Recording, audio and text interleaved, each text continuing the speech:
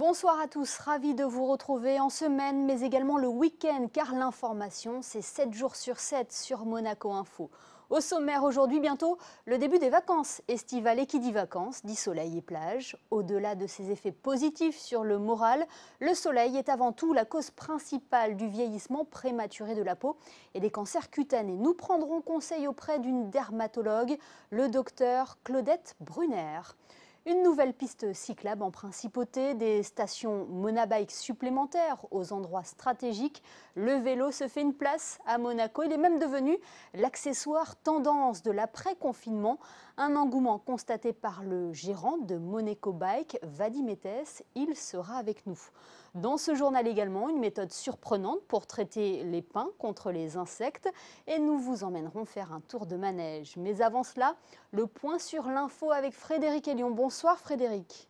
Bonsoir Émilie, bonsoir à toutes et à tous. On commence ce point info par l'abrogation de la décision ministérielle du 1er avril 2020 concernant le licenciement en principauté. Pendant la période de confinement due au Covid-19, les délais administratifs avaient été suspendus, les licenciements abusifs interdits. Ce sont ces décisions qui viennent d'être abrogées par le ministre d'État Serge Tell. C'est le week-end, alors parlons sport et football avec une première recrue pour l'AS Monaco. Et oui, Émilie, le club a officialisé hier un accord de principe avec le club du NEC Nijmegen aux Pays-Bas pour le transfert du jeune attaquant Anthony Moussaba. Âgé de 19 ans et considéré comme un espoir du football néerlandais, cet ailier droit a marqué 7 buts et délivré 5 passes décisives lors de la saison 2019-2020. Sa signature sera effective dès l'ouverture du mercato international. Moussaba s'engagera pour une durée de 5 ans avec les Rouges et Blancs. Montant du transfert, un peu plus de 2 millions d'euros. La LFP a officialisé hier le calendrier général pour la saison 2020-2021, Frédéric. Oui, la Ligue de football professionnel a confirmé hier que la première journée de Ligue 1 se déroulerait bien le week-end du 22 août avec un premier match le vendredi 21 à 21h. Je vous rappelle que la saison prochaine, il y aura un changement sur la répartition des matchs avec une rencontre le vendredi, plus que 2 seulement le samedi et 7 le dimanche avec des matchs à 13, 15, 17 et 21h. Nous vous en avions parlé sur Monaco Info, la campagne de dépistage au Covid-19 continue en principauté. Oui, chaque mardi de 8h30 à 18h à l'espace Léo Ferré jusqu'au 14 juillet. Un test gratuit est destiné aux résidents monégasques et salariés. Les chiffres de la dernière session de rattrapage sont tombés. 629 personnes sont allées se faire tester. Aucun nouveau cas positif au Covid-19 n'a été révélé. Le bilan sanitaire de la principauté est donc toujours de 102 personnes touchées par le coronavirus. Merci Frédéric. Avec son beau temps et ses fortes chaleurs, l'été a fait son arrivée triomphante la semaine dernière. L'occasion de faire une cure de vitamine D. Oui, mais voilà, le soleil a aussi ses effets négatifs si on ne s'en protège pas assez. Il est responsable de 80% des cancers de la peau. Pour apporter un éclairage, nous sommes avec une dermatologue. Bonsoir Claudette Brunner. Bonsoir. Quelles sont les précautions à prendre lorsqu'on s'expose au soleil? Il faut bien sûr éviter de s'exposer au soleil entre 12h et 16h. Toujours privilégier la protection vestimentaire, bien sûr casquette, lunettes, t-shirt. Bien utiliser sa crème solaire qu'il faut bien sûr renouveler toutes les 2 heures. Et faire très attention aux enfants, en particulier aux enfants de moins de 3 ans. Quels sont les risques que l'on encourt, docteur, si on ne respecte pas tout cela, si on ne met pas de crème solaire, si on s'expose pendant les heures d'ensoleillement les plus forts? Alors, plusieurs risques. Bien sûr, il y a les coups de chaleur, la déshydratation. Ça, c'est ce qu'on voit au moment de la canicule. Et c'est vrai que nous avons malheureusement vécu pas mal d'étés caniculaires. Et cet été encore, il faudra faire attention. Mais il y a surtout les effets, si vous voulez, à long terme, hormis le classique coup de soleil, l'érythème solaire, qui est fort désagréable. Mais ce sont surtout les effets à long terme, comme tout ce qui est cancer cutané, que ce soit à la fois les carcinomes ou les mélanomes. Et on sait très bien, au jour d'aujourd'hui, que le rayonnement solaire est considéré comme un carcinogène par l'Institut national du cancer et l'OMS. Donc, il est absolument indispensable de se protéger vis-à-vis des effets néfastes. Ce sont des cancers de peau qui sont relativement gentils, mais celui que l'on craint le plus, bien sûr, c'est le mélanome. Et le mélanome, on sait très bien que les forts coups de soleil dans l'enfance et les expositions solaires dans l'enfance sont un facteur de risque de développer un mélanome à l'âge adulte. Vous nous dites que vous en voyez de plus en plus dans votre cabinet. Quelle est la moyenne d'âge de ces patients? Si vous voulez, les carcinomes, en général, c'est un cancer de peau que l'on voit souvent après 60 ans, mais on en voit de plus en plus chez les jeunes, dès 30-40 ans. Et les mélanomes, ça peut être à tout âge, dès 30 ans. Alors, les mélanomes, pour vous donner une petite idée, l'année dernière, j'en voyais en moyenne un par mois, ce qui est énorme. D'où l'importance donc de bien appliquer sa crème solaire à un indice élevé et de respecter toutes les précautions que vous venez de nous citer. On parle aussi de surveiller nos grains de beauté. Pourquoi? Le mélanome peut se développer à partir d'un grain de beauté, donc il peut ressembler au début à un grain de beauté. Et il faut faire attention quand on a un grain de beauté qui se transforme, qui grossit brutalement, qui change de couleur, de forme. Mais un mélanome peut apparaître également de novo, c'est-à-dire qu'il peut apparaître, ça peut être une nouvelle tache qui apparaît sur le corps qui n'existait pas avant. C'est-à-dire quand on le diagnostique au tout début, on guérit nos patients. On enlève, on fait l'exérèse et notre patient est guéri. Voilà. Tandis que quand on le prend trop tard, malheureusement, il évolue comme un cancer classique avec des métastases. Et là, c'est plus compliqué, même si nous avons au jour d'aujourd'hui des traitements plus efficaces qu'il y a quelques années. Claudette Brunner, une nouvelle habitude est entrée dans notre vie, c'est se désinfecter les mains au gel hydroalcoolique. Oui. Mais certains dermatologues nous alertent, il paraît que gel hydroalcoolique et soleil ne font pas bon ménage. Vous nous confirmez cela? Si vous voulez en pratique, pour emmener son petit gel hydroalcoolique à la plage, il faut choisir un gel hydroalcoolique sans colorant, sans parfum, si possible sans peroxyde d'hydrogène. Donc, sans risque, vous pouvez utiliser votre gel hydroalcoolique à condition qu'il n'ait pas de parfum ni de colorant. Merci beaucoup Claudette Brunner pour tous ces conseils que vous venez de nous donner aujourd'hui. C'était un plaisir. Et souvent, l'arrivée du beau temps, c'est également synonyme de traitement pour nos espaces verts. Les nouvelles technologies ont modifié quelque peu l'approche des interventions des jardiniers de la direction de l'aménagement urbain. On connaissait déjà le drone pour lutter contre les charançons. Alexandra Pani, vous avez assisté à une nouvelle méthode de traitement du côté de Fontvieille. Oui, vous le voyez derrière moi, je ne suis pas en pleine partie de paintball, mais il s'agit d'une désinfection des pins. Nous sommes ici dans le jardin d'enfance qui est à côté de l'école de Fontvieille. Eric, rassurez-nous, qu'est-ce qui se passe? Quel est ce nouveau procédé? Rien de grave, on innove cette année avec cette méthode de lutte préventive entièrement biologique. Le but, c'est de projeter sur la cime des pins une phéromone femelle. Le but, c'est d'attirer les mâles à un endroit où ils ne pourront pas les rencontrer, d'où se multiplier. Donc c'est l'enveloppe. Et bon, déjà, ces billes sont propulsées à l'aide de lanceurs de type paintball. C'est extrêmement rapide. Et les billes sont faites d'un composant entièrement biodégradable à base d'huile en partie et de cire d'abeille. Et ça nous permet, on va dire, à cette période, d'intervenir sur les papillons adultes. Justement, pourquoi cette période en fait? C'est la période où ils vont se multiplier, disons se rechercher. Donc on a privilégié, encore c'est un test, on ne va pas faire l'ensemble des pins du secteur public, mais plusieurs points là où il y a le plus, on va dire, les plus sensibles, notamment les jardins d'enfants.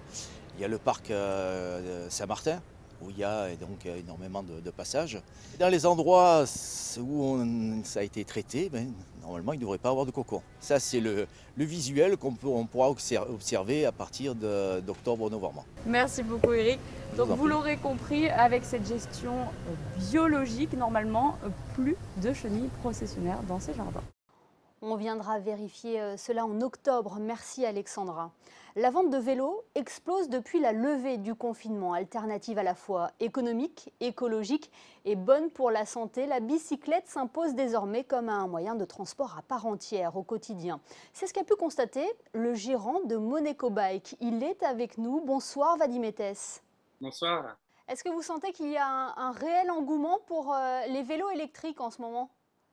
C'est vrai que les gens, soit ils ont pris conscience, soit ils ont envie de plus de liberté, on va dire. Mais c'est vrai que depuis la fin du confinement, on a senti un réel engouement.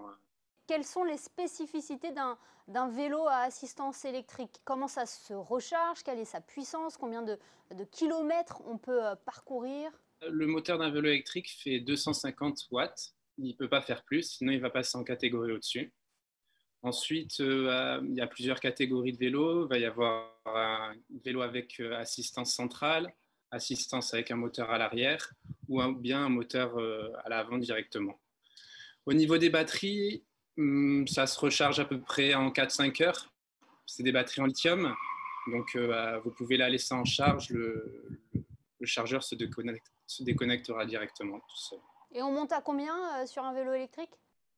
À 25 km/h. 25 km/h, c'est la loi et on ne peut pas aller à plus de 25 km/h, sinon vous passez à la catégorie au-dessus. Et combien de kilomètres? Kilomètres, ça va dépendre des modèles. Donc, il y a des modèles avec des grosses batteries. Vous pouvez atteindre jusqu'à 130 km. Ça va dépendre du relief ou de la personne qui se trouve sur le vélo. Et après, il y a des vélos aussi pour la ville avec des petites batteries qui vont permettre de faire une trentaine de kilomètres. Après, c'est niveau prix, ça va changer entre les deux modèles. C'est pour cela qu'il y a différents prix, Vadim, selon les modèles de vélo. Hein. Exactement. Donc, il y a la batterie qui va beaucoup jouer. Donc, l'ampérage de la batterie. Et il y a aussi le moteur qui est très important, soit un moteur roue arrière, soit un moteur central. Ça ne va pas être pour la même utilisation, mais le prix va vraiment varier à ce niveau-là. Et vous pensez justement que Monaco est fait pour le vélo? Pour le vélo électrique, oui, parce qu'au niveau du relief, Monaco, ça monte, ça descend. Donc, vélo électrique, oui, certainement. Aujourd'hui, il y a de plus en plus de monde qui roule en vélo électrique sur Monaco. Et sachant qu'il y a une aide aussi du gouvernement pour acquérir un vélo électrique. Ça motive. Exactement. Ça aussi? Il y a une aide de 400 € d'aide du gouvernement pour l'achat d'un vélo électrique pour tous les résidents sur Monaco. On parle des vélos, mais il y a aussi les trottinettes. Et j'ai vu aussi que votre société vendait des skateboards. Ouais, alors on fait des trottinettes électriques. Donc normalement, il y a la loi qui devrait passer ou qui est déjà passée sur Monaco, comme en France. Donc c'est 25 km/h. Il faut qu'elles aient un système lumineux. Et c'est vrai que petit à petit, ça va se développer. Bon, pour le moment, c'est plus le vélo sur Monaco, moins trottinette. Et après, sinon, ouais, les skateboards. Les skateboards, après, je dirais, c'est pas vraiment un moyen pour se déplacer, c'est plus pour s'amuser et divaguer. Vous nous disiez que le vélo électrique a quelque chose de spécial. Qu'est-ce qui est si différent qu'un vélo classique? Bon, évidemment, on peut être soulagé au niveau de l'assistance électrique, mais au niveau de la conduite aussi, c'est quelque chose de différent? Non, pas vraiment, ça va rester. Non, c'est vraiment la même chose qu'un vélo. Il va être juste un peu plus lourd. Bon, il faut pas tomber en panne de batterie parce que c'est vrai qu'il va être un peu plus lourd en montée. Mais sinon, non, c'est pareil qu'un vélo normal. Il faut juste. C'est un temps d'adaptation, mais qui se fait très rapidement si on sait faire du vélo. L'essayer, c'est l'adopter, vous allez me dire? Oui, exactement. Bah, moi, je dis toujours, quand quelqu'un vient essayer un vélo dans notre société, déjà, il a pris l'initiative de venir l'essayer. Et le fait qu'il prenne cette initiative, il y a 90% de chances qu'il reparte avec un vélo. Ouais. Merci beaucoup Vadim Etès d'avoir été avec nous pour cet éclairage sur les vélos, les trottinettes et puis les skateboards. Bon là on a compris que c'était plus pour le loisir. Merci beaucoup d'avoir été avec nous. C'est moi qui vous remercie. Et puisque l'on parle de vélo, c'est aujourd'hui qu'aurait dû avoir lieu le départ du Tour de France à Nice. La 107e édition de la Grande Boucle s'élancera finalement le 29 août. La réouverture des parcs et des jardins a offert une bouffée d'air frais aux enfants. Alors que les animations estivales vont manquer cruellement sur le port Hercule, Christine Datomel, une attraction reste au rendez-vous. Oui, en effet, Émilie, les enfants ont retrouvé le sourire depuis la réouverture des jardins début juin. Alors, si les balançoires et les toboggans sont très prisés des tout petits, il y a une attraction qui reste phare. Vous êtes le seul manège ouvert en principauté. Oui, on est ouvert depuis début juin et on est ouvert tous les jours du matin et après le soir, on va faire à partir de juillet et août, on va faire un peu des nocturnes. C'est-à-dire 21h, 22h, on va voir un petit peu si le monde est là. Alors, ça se passe comment aujourd'hui pour les enfants faire un tour de manège? C'est un peu plus compliqué qu'avant parce que chaque enfant doit désinfecter ses mains. On désinfecte le manège bien sûr. Nous avons un cadre super, le jardin d'enfants est désinfecté tous les jours, pratiquement au niveau de la SMA. Et vous êtes également connu normalement sur le port Hercule, vous avez plusieurs attractions. Aujourd'hui, c'est la seule qui est ouverte, celle de Fontvieille? Voilà, c'est la seule qui est ouverte parce que sur le port, c'est pas trop possible d'ouvrir sur le port avec les restrictions au niveau sanitaire et tout ça. Les feux d'artifice sont annulés, il y a beaucoup de choses qui sont annulées au niveau des manifestations au niveau du port. Et puis alors une nouveauté également, vous organisez les anniversaires. Voilà, nous organisons des anniversaires, donc il y a des formules. Nous mettons à disposition une grande table, les chaises, une nappe. Les parents ramènent le dessert parce que bon, les goûts et les couleurs, c'est complètement différent. Et après, nous offrons avec un forfait des tours de manège à gogo pour les enfants qui participent à l'anniversaire et glace, barbe à papa, bonbons, voilà. Merci Luc. Alors vous l'aurez compris, si vous aussi vous voulez faire un petit tour de manège ou saluer les canards dans ce cadre magnifique, alors rendez-vous à Fontvieille. Luc vous attend tous les jours. Par contre, vous l'aurez compris, pour l'heure, les attractions sur le port restent fermées. Merci Christinda. On passe au point info pratique avec vous, Frédéric. On commence avec la qualité de l'air à Monaco. Oui, vous ne le savez peut-être pas, mais vous pouvez consulter chaque jour sur le site du gouvernement la qualité de l'air à Monaco. Elle s'exprime grâce à un indice global de 0 à 100, calculé sur la base des données recueillies par les 5 stations de mesure de la qualité de l'air opérées par la direction de l'environnement. Aujourd'hui, l'indice est de 44 sur 100. La tendance pour dimanche est également bonne, Émilie. Au programme ce week-end, Frédéric, une session de rattrapage pour l'émission 300 millions de critiques. Oui, les équipes de l'émission présentée par Guillaume Durand sont venues tourner la semaine dernière. 3 émissions au Casino de Monte-Carlo. Vous nous aviez d'ailleurs fait vivre les coulisses de ce tournage, Émilie. Si vous avez manqué la diffusion sur TV5 Monde, séance de rattrapage sur notre chaîne, sur Monaco Info, dimanche à 17h. Merci Frédéric. Le premier numéro de 300 millions de critiques tourné à Monaco sera donc diffusé à 17h dimanche et à 19h. Vous avez rendez-vous avec votre émission La Vigie. Yann Anthony Noguès reçoit Stéphane Valéry. L'opportunité notamment d'aborder les ambitions du président du Conseil national. Extrait. Stéphane Valéry, c'est un secret de polichinelle à Monaco. Vous souhaitez devenir le premier ministre d'État de nationalité monégasque. Vous voyez encore ces idées préconçues qui circulent. Écoutez, moi, je connais ma constitution, vous savez, et je suis, je l'ai dit, fidèle au prince et aux institutions. On ne peut pas souhaiter devenir ministre d'État. C'est ça ? On n'est pas. Écoutez, les choses sont claires, non, dans la Constitution. On n'est pas candidat à ce type de fonction. Le prince choisit comme il veut. J'ai pas dit que vous étiez candidat. Est-ce que vous rêvez de devenir le premier ministre d'État monégasque ? J'ai toujours répondu présent quand le prince m'a appelé, donc voilà, j'ai répondu au monégasque. Donc si le souverain, au conseil, j'ai répondu si au le prince. souverain vous appelait et disait Monsieur Valéry, souhaitez-vous, j'aimerais que vous puissiez devenir le ministre d'État, vous seriez dans son bureau en 10 secondes. La réponse à découvrir demain, dimanche, à 19h, dans La Vigie sur Monaco Info. Ces vidéos ont fait le buzz sur la toile et nous les avons repérées pour vous. Il est l'heure du best-of des réseaux sociaux.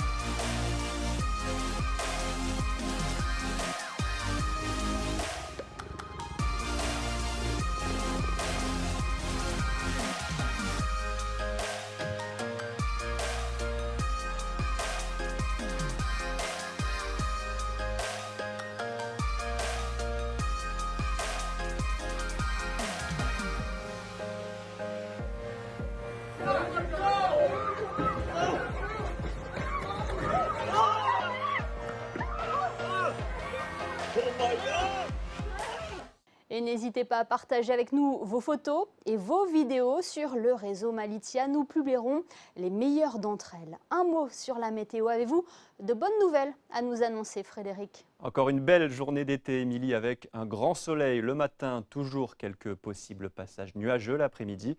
L'indice UV sera de 9, donc n'oubliez pas la crème solaire en cas de longue exposition au soleil. Côté température, 20 degrés le matin, 25 l'après-midi. Le soleil se lèvera à 5h49 pour se coucher à 21h17. Dimanche 28 juin, nous fêterons les Irénées. Alors si vous en connaissez une, Émilie, n'hésitez pas. C'est en effet un prénom rare. Merci Frédéric et merci à vous de nous être fidèles chaque soir sur Monaco Info, y compris le week-end. On se quitte avec les photos de Manu Vitali et le traitement des pins, nouvelle génération. À demain pour le best-of de votre JT sur Monaco Info.